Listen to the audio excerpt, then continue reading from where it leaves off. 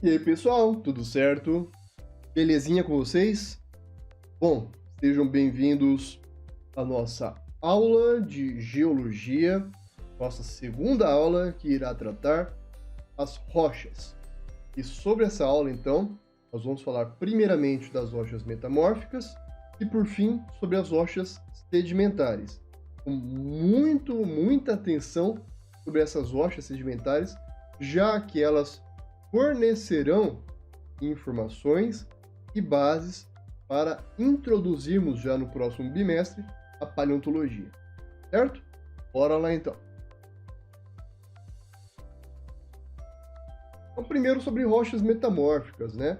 A própria palavra metamorfismo é uma palavra que é muito comum, muito utilizada dentro das ciências biológicas e representa mudança, transformação. Vale lembrar que vocês estudam a metamorfose nas ciências biológicas, por exemplo, da transformação da lagarta, ela cria, né, o seu casulo, a crisálida, depois sai uma borboleta. Então, todo esse processo de mudança nós chamamos de metamorfose. Portanto, rochas metamórficas são rochas transformadas. É necessário, por isso, uma rocha pré-existente. A essa rocha pré-existente nós chamamos de protólito, beleza? Então, protólito é aquela rocha original, aquela que não foi transformada ainda. Depois, há um processo de ação, sobretudo da pressão e da temperatura sob este protólito, que transformará ela em uma outra rocha. Aí sim, a essa nova rocha nós chamamos de metamórfica. E a ação sobre essa rocha é basicamente o aumento de pressão e o aumento de temperatura. O aumento de pressão pode ser em decorrência do aumento da profundidade, já que na medida em que novas rochas vão se formando sob as rochas antigas, a tendência é que essas rochas mais jovens, elas compactem e empurrem essas rochas mais antigas para baixo. E quanto maior a profundidade, maior é a temperatura. Tá? Nós até estudamos um negócio chamado gradiente geotérmico, que é o quanto que a temperatura aumenta na medida em que nós escavamos, na medida em que nós vamos para o fundo da Terra, certo? Outra forma de metamorfizar uma rocha é você aumentando a pressão. Então, na medida em que novas rochas vão se formando sobre aquelas mais antigas, lembra o princípio de Steno? Essas rochas mais antigas que estão por baixo, elas sofrem mais pressão. E a pressão causa um reajuste, uma reacomodação dos minerais que compõem aquele protólito, aquela rocha original. Depois de milhares de anos ocorrendo isso, nós teremos um metamorfismo, uma mudança, portanto, uma nova rocha. Mas cuidado a isso que aparece aqui, galera, que é bem importante, ó. Olhem aqui. Então nós vamos ter essa área, deixa eu rabiscar aqui. Essa área aqui como sendo a área do campo metamórfico, né? Por quê? Porque eu vou ter uma pressão, consegue metamorfizar, transformar os protólitos, ou as rochas originais, e eu teria uma temperatura, que é a mesma coisa. Eu conseguir transformar aquele protólito, aquela rocha original, em uma nova rocha, uma rocha metamórfica. Mas perceba que se eu tiver uma temperatura muito grande, aí já não é mais metamorfismo. Por quê? Vai acontecer algo que nós estudamos na aula da semana passada, que é a fusão, que é, entre aspas, o derretimento da rocha. E automaticamente eu já saio do campo metamórfico, e a rocha tem que estar intacta, porém modificada, e eu entro no campo magmático, ou no campo ígneo, em que eu não tenho mais rocha, agora eu tenho magma ou lava. E aí só Somente quando esse magma resfriar, enrijecer, é que nós teremos novamente uma rocha. Mas aí não será rocha metamórfica. Nós estaremos falando de uma rocha ígnea, certo? E se a pressão for muito baixa ou a temperatura for muito baixa, ela não consegue metamorfizar uma rocha. Por mais que fique milhões de anos, né, ou milhares de anos, sob aquela condição de temperatura um pouco maior e pressão um pouco maior, mas ainda assim não será suficiente para induzir um rearranjo dos minerais daquele material, ou uma recristalização dos minerais daquele material, ou a formação de outros minerais daquele material. São coisinhas basicamente transformarão um protólito em uma nova rocha. Se a pressão for muito baixa, não é suficiente para isso. Se a temperatura for baixa também, e quando falo temperatura baixa, é na casa de até 250 graus Celsius, então é uma temperatura considerável até. Ainda assim, se estiver abaixo de 250 graus Celsius, não ocorre metamorfismo. Vai ocorrer no máximo o quê? Uma diagênese, que é a transformação de sedimentos em rochas sedimentares. É um próximo assunto nosso. Podemos perceber aqui, pessoal, o que ocorre quando há a compactação de um arenito. O arenito é formado por vários fragmentos minerais, né? Que na verdade é areia. Essa areia ela é colada no processo que nós chamamos de litificação, um grão ao outro, por isso que vira rocha, né? Então a areia solta não é rocha, a areia tudo junto, lá unida, aí vira o arenito. Mas o arenito ele tem muita porosidade, como a gente pode ver na imagem A. Aqui, ó. Quando há ação da pressão, essa pressão aí rompe esses poros, diminui consideravelmente o volume dos poros, aproxima os grãos da areia, torna o contato, que nós chamamos de contato saturado, praticamente toda a face da areia está em contato com outra face de areia. Resultado, nós teremos uma rocha muito mais compacta, muito mais rígida, muito mais densa, uma outra estrutura, diferente daquela original, que é o protólito. Então, o protólito é o arenito. E a nova rocha que vai surgir após a compactação, que nada mais é do que a ação da pressão, é o quartzito, que é uma rocha metamórfica, portanto. Avançando aqui. Então, aqui está o arenito. Com o metamorfismo do arenito, nós teremos o quartzito. Então, pressão, temperatura são itens básicos no metamorfismo. E nós temos ainda a ação do tempo, tá? A ação temporal mesmo. Quanto mais tempo aquele fragmento estiver sob a ação da pressão e da temperatura, maior será o grau de metamorfismo. O que significa grau de metamorfismo? Significa, traduzindo em miúdos, mudança. O quão diferente está a rocha metamórfica do seu protólito. Quanto mais distante, quanto mais diferente em todos os aspectos possíveis, maior o grau de metamorfismo. Quanto mais próximo estiver a rocha metamórfica e o seu protólito, né, que ela era originalmente, menor é o grau de metamorfismo. Então, além da intensidade da temperatura, da intensidade da pressão, nós temos o elemento tempo. Nós temos alguns tipos de metamorfismo, por exemplo, metamorfismo regional, que ocorre em grandes áreas. Então ele ocorre por regiões, por isso que chama metamorfismo regional, ocorre por regiões.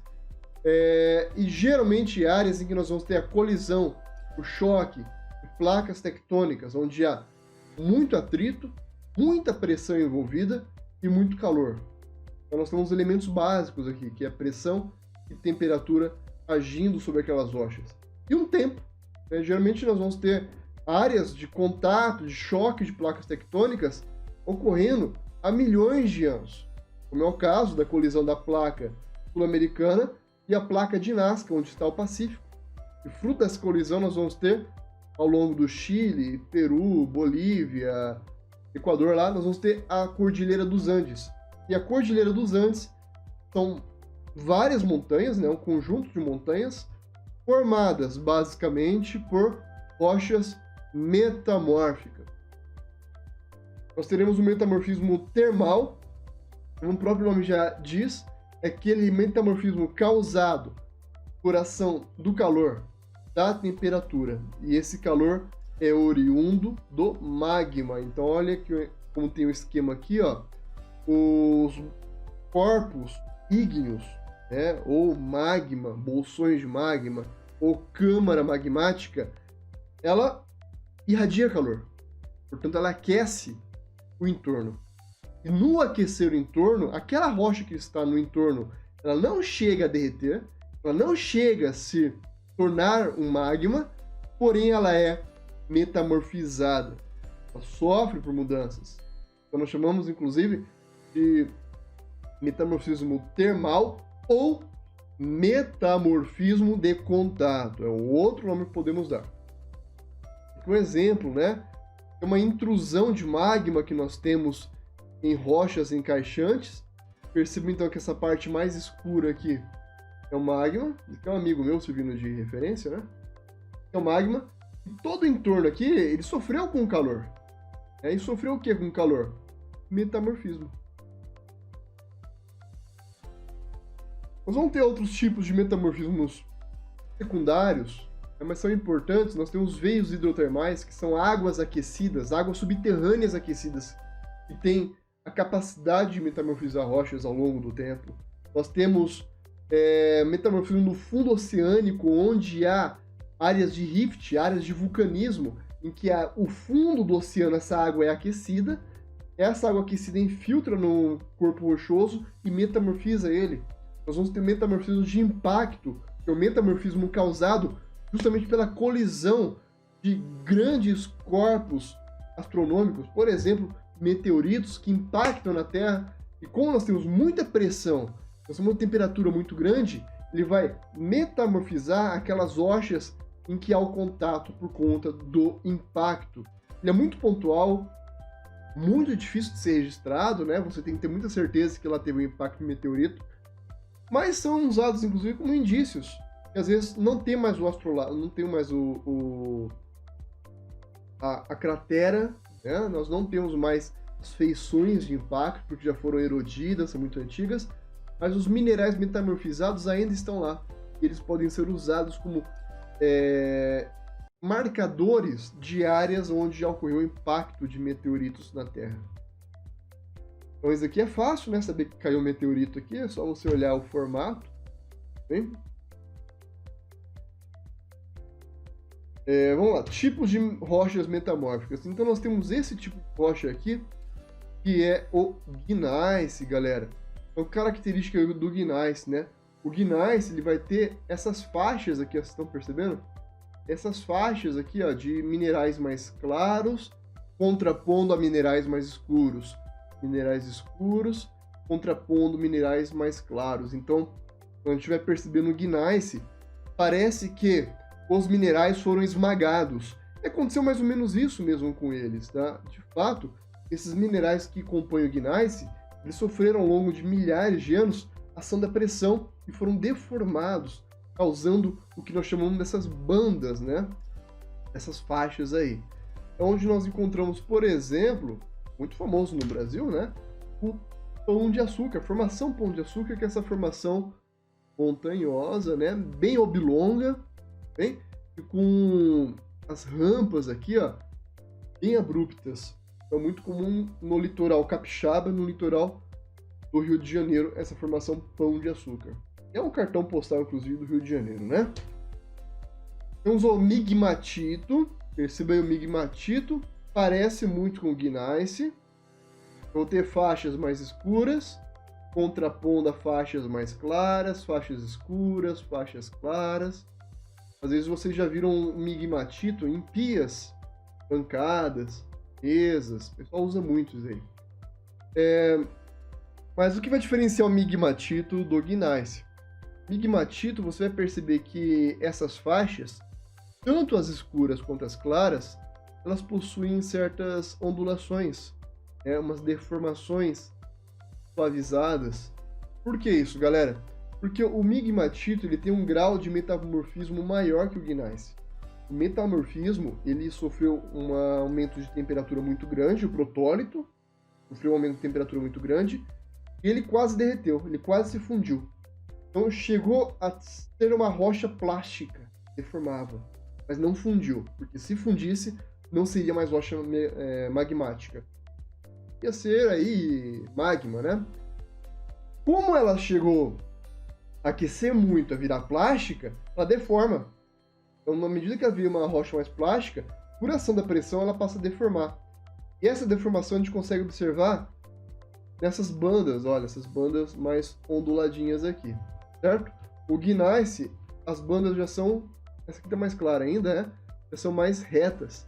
Você vê que foi uma pressão só e ela era rígida ainda, né? Então foi comprimindo à medida em que ele obedecia ao sentido da pressão, o vetor de pressão. Onde nós encontramos migmatito, o pessoal ano passado até fez um registro lá no relatório, é a Ilha do Mel.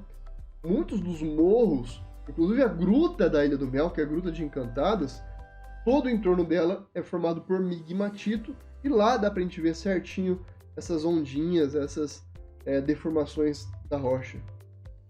A ardósia é uma rocha muito usada na construção civil, é muito usada como piso, como tampo, e a ardósia também é uma rocha metamórfica, né? E ela lembra muito uma rocha sedimentar, porque a ardósia tem camadas, coisa que é típica da rocha sedimentar. Mas a ardósia, ela é uma rocha metamórfica de baixo grau de metamorfismo. E o que deu origem à ardósia? Argilas, argilito, por isso que tem as plaquinhas. É uma sucessão de argila, compactou, virou rocha, rocha sedimentar, argilito, e ela continuou tendo uma pressão muito grande e compactou ainda mais. Quando você compacta muito, você muda as características, portanto, já é uma rocha metamórfica, no caso, a ardósia.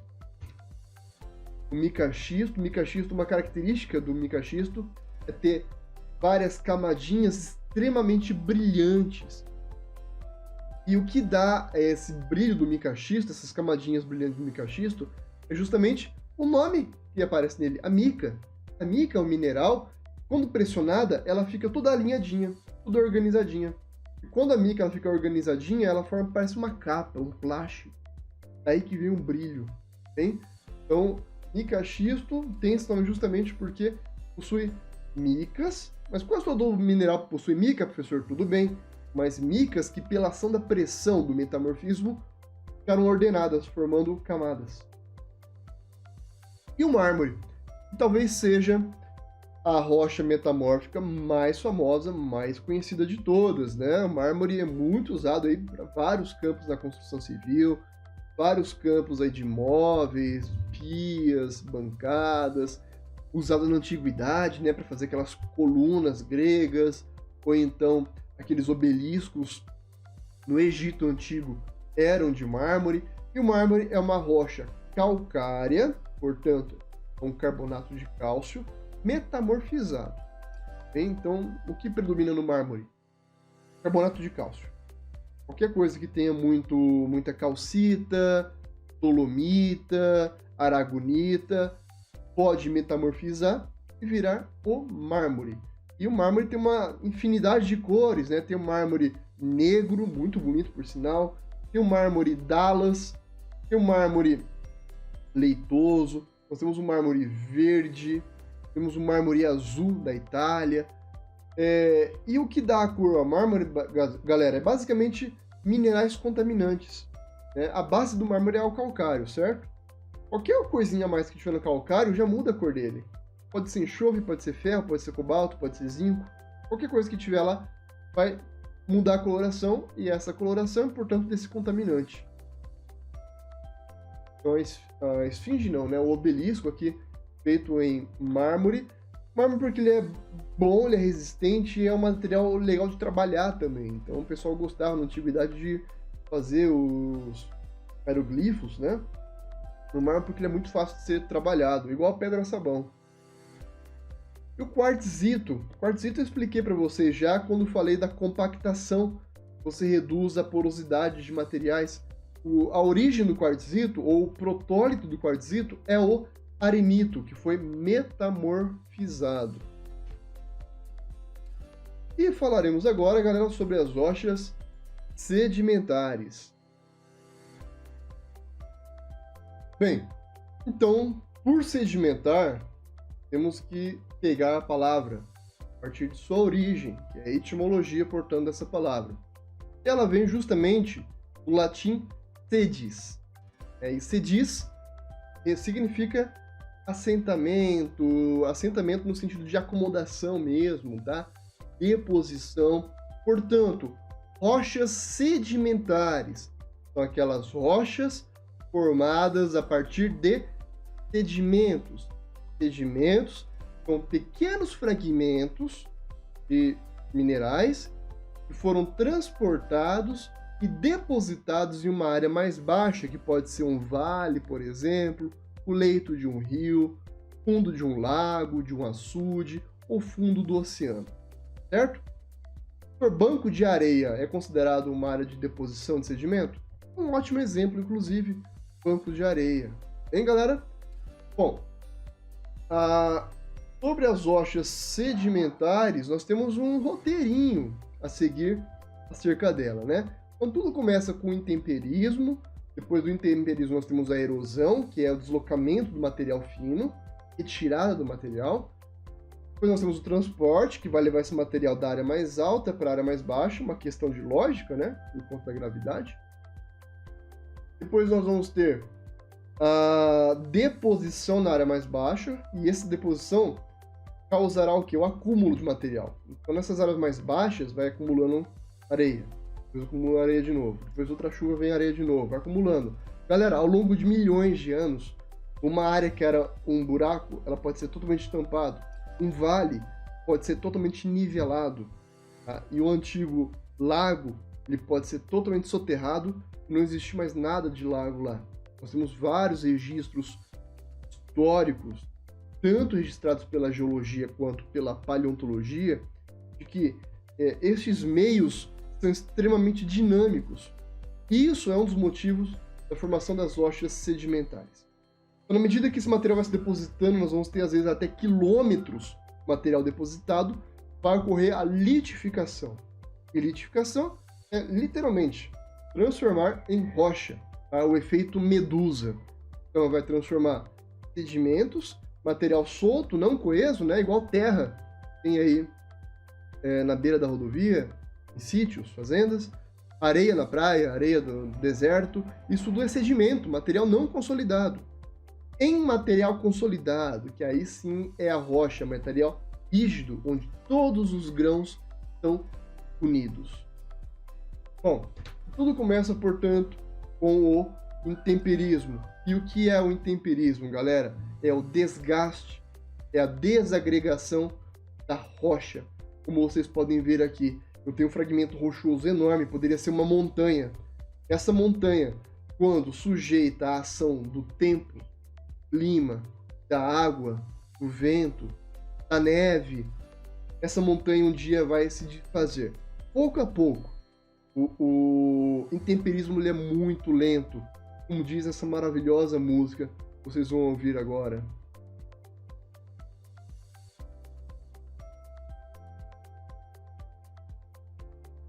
Vendo, galera? Então, de fato, a vida é muito curta para ver, porque o intemperismo, ele é pouco a pouco, porém todo dia, todo segundo, né? E se vivêssemos, seria possível, né, viver milhões de anos, nós conseguiríamos ver uma montanha se desfazendo na nossa frente. Nós iríamos conseguir ver um mar assoreando na nossa frente. Mas a vida humana é muito curta para coisas tão grandes e complexas como são os processos geológicos. O temperismo ele começa quando a rocha se relaciona com o meio e se desgasta por conta disso. Praticamente em todo lugar a rocha está sofrendo temperismo. Em todo lugar, lugares quentes, lugares frios, lugares úmidos, lugares secos, não importa. Em todo lugar, a rocha que está ou na superfície ou muito próximo da superfície, ela está se desgastando. Tá? E virando fragmentos cada vez menores. Então, começa a quebrar uma parte, vira um seixo. Esse seixo vai quebrando em partes menores. Aí vai virar um fragmento de areia grossa. Areia grossa também quebra em partes menores, areia fina. Aí quebra em partes menores ainda em silt, que é quase um pozinho. Aí quebra até chegar no menor fragmento que a natureza consegue produzir a partir do intemperismo. Sabe qual é? A argila. A argila será o menor fragmento, então, produzido na natureza, galera.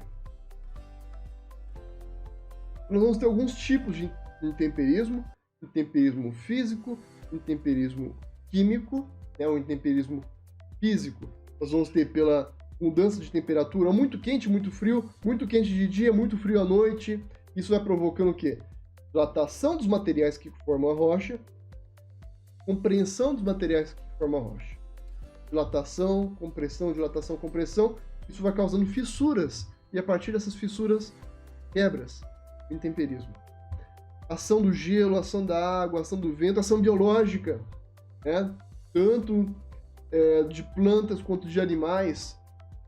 Agentes decompositores também atuam e facilitam o processo de intemperismo, quebra e redução do tamanho dos fragmentos geológicos. E o intemperismo químico, basicamente, é regido pela água, o solvente universal da natureza. O intemperismo biológico, né? Crescimento de epífitas, briófitas lá nas fendas entre as rochas, acaba facilitando a abertura dessas fendas, e na medida que facilita a abertura da fenda, aumenta a superfície de contato da rocha com o clima e aumenta o intemperismo. O gelo, então vamos imaginar que durante o verão, então, uma fissura da rocha seja preenchida por água. Quando chega o inverno, aquela água congela. Quando a água congela, nós temos o efeito de aumento de volume. A água aumenta em 10% pelo menos seu volume. Resultado, essa água vai se expandir dentro da fenda. E quando ela se expande dentro da fenda, ela quebra a rocha. Ela fragmenta a rocha. Isso é intemperismo também. Isso a gente vê muito em ambientes polares ou no alto das montanhas, né? E quanto mais vai se fragmentando a rocha, vai se formando sedimentos. E os sedimentos, ao longo de milhões de anos, milhares de anos em alguns casos, irá formar o solo, a terra. Então a terra, o solo, é formado por milhares de anos de acúmulo de sedimentos. E esse sedimento vai ser transportado. Esse transporte pode ser pela água, pode ser por geleiras, pode ser, que é água também, né? Pode ser pelo vento. Vai depender muito da característica do sedimento, vai depender muito da característica do meio. Um ambiente desértico, basicamente os sedimentos são transportados pelo vento. Um ambiente mais úmido é transportado pela água. O ambiente glacial é transportado pelo gelo. Depende muito do ambiente, do clima em que esse sedimento se encontra. E quando ele é transportado, dá origem a isso aqui, que são as erosões. Na região aí de Paranavaí tem muitas erosões. É a região do Paraná onde mais registramos erosões, região de Paranavaí. E o que é erosão? É uma área onde o sedimento já foi transportado, né? E no nosso caso é muito por questão da água. Água de escoamento superficial, ou como o pessoal mais antigo chama de enxurrada. Então, a enxurrada, que é a água da chuva que escorre pela superfície, ela acaba carregando os fragmentos, as partículas do solo. Nada mais são do que sedimentos. E como resultado deixam para trás um buraco, uma área em que o material foi retirado. E para onde foi todo esse material aqui, galera? Onde vocês acham que esse material foi transportado? Para as áreas mais baixas. Geralmente, fundo de vale, rios, açudes, lagoas. Então, a erosão, ela sempre existiu na Terra, só que as erosões que nós encontramos aqui no Noroeste, a maior parte tem causa antrópica, sobretudo por conta das áreas em que foi mal construída, mal planejada, rodovias, estradas rurais, ferrovias, ou então o pessoal deixa a pastagem degradando, né? Aquela pastagem feia, rala, isso é um prato cheio para erosão. Áreas de encosta, é muito comum ter movimentos de massa, que é um tipo de erosão também. É óbvio que a ação antrópica acelera isso. como a gente vê muitos casos no Rio de Janeiro, né? Com as ocupações irregulares, loteamentos irregulares, mas na natureza, mesmo em áreas preservadas, dentro de unidades de proteção ambiental, onde não se mexe nada, nós temos também esses movimentos de massa. É um ciclo natural. A rocha vai se degradando, vira solo, o solo fica pesado, encharca, ele desce, sai da área mais alta para a área mais baixa. Aí sobra o quê? Sobra a rocha exposta. E o que vai acontecer com essa rocha exposta ao longo de milhares de anos? Vai virar solo novamente. O solo fica muito espesso, muito pesado, chove, ele desce, aí vira rocha. E a tendência do intemperismo, da erosão, galera, é sempre de aplanar o terreno. Áreas mais elevadas ficam desgastadas, mais baixas, e áreas que são baixas vão sendo preenchidas, portanto, ficando altas. E a tendência da natureza é nivelar tudo, é a maior motoniveladora do mundo. Tá? Então, é possível você olhar uma rocha sedimentar e falar qual era o ambiente onde ela se formou. Então, quando nós temos, por exemplo, em rochas sedimentares, estratificações planas, estratificações cruzadas, via de regra, é um ambiente desértico, onde predomina o transporte feito pelo vento. Nós vamos ter dois grandes grupos de rochas sedimentares, aquelas rochas sedimentares formadas pela quebra física das rochas e fragmentos, então, clastos pequenos, tipo areia, tipo silt ou então argila, ou então os fragmentos que foram retirados de forma química da rocha, a partir principalmente da dissolução. Então, quando eu tenho a partir de quebras físicas dos clastos, nós temos chamadas rochas terrígenas ou rochas clásticas, né, que vem de clastos. Quando é formada a partir da dissolução, depois a cristalização do mineral de novo, nós chamamos de rochas carbonáticas ou alobioquímicas. Um grande exemplo são rochas calcárias, que são, vejam só, rochas sedimentares. Então, para finalizar, as principais rochas metamórficas que nós temos. Temos aqui o arenito, o arenito formado basicamente por areia, basicamente fundo, leito de rio, leito de oceano e desertos. Nós temos o argilito, formado por argila. Então, via de regra, o sedimento que deu origem à rocha é o que batiza ele também. Então, areia, arenito, argila, argilito. Tá? O argilito, galera, então é um acúmulo de argila, né, várias camadas de argila, é muito comum em fundo de lago. Fundo de lago. Conglomerado. Agora complicou, hein, professor? Eu não conheço nada que seja um conglomerado. Conglomerado, galera, é uma rocha sedimentar formada por material grosseiro, material grande. Né? Por material grosseiro, material grande, nós temos, por exemplo, o seixo, o cascalho, né? Aquelas pedrinhas de rio, sabe? Cascalho, aquilo lá. Então, quando nós vamos ter o cascalho junto com o cascalho se litificando, formando uma rocha com material grosseiro, essa rocha nós chamamos de rocha sedimentar do tipo conglomerado, então. E por fim, uma grande importância das rochas sedimentares, e vocês já devem meio que sacar isso. A maior parte dos fósseis nós encontramos junto às rochas sedimentares. Por quê? Porque as rochas sedimentares se originam de materiais que estão na superfície, sedimento, né? E o que está junto com a superfície também? A vida.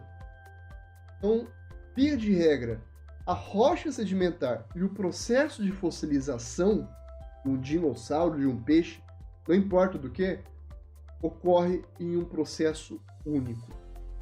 Via de regra, tem algumas exceções que a gente vai ver lá em paleontologia. Mas, via de regra, o processo que forma uma rocha sedimentar é o mesmo processo responsável pela preservação de restos orgânicos, portanto, pela fossilização. Por isso que é importante a rocha sedimentar.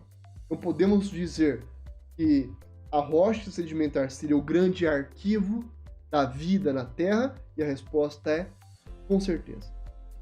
A rocha sedimentar é o grande arquivo da vida na Terra. Nós acabamos de ter anunciado a descoberta de mais um dinossauro aqui no Paraná, segundo dinossauro do Paraná. Uau! E ele foi encontrado justamente em uma rocha sedimentar, a mesma rocha que está aí onde vocês estão, no noroeste do Paraná, região de Alto Paraná, Paranavaí, Terra Rica, Luanda, New Hope. Essa região aí nós vamos ter o quê? O arenito, formação Kaiowá, que é o arenito. E esse dinossauro, pterossauros que nós encontramos anteriormente, todos eles estavam resguardados nessa que é a grande rocha que preserva a história da vida na Terra, que é a rocha sedimentar. Tá certo, galera? Espero que tenham gostado da aula de hoje. Façam as atividades na próxima semana. Próxima aula nossa, nós vamos fazer em uma aula só Geologia do Paraná. E aí sim, nós encerramos o campo da Geologia e ficaremos totalmente de forma imersiva em Paleontologia. Um forte abraço, bom descanso. Valeu, galera!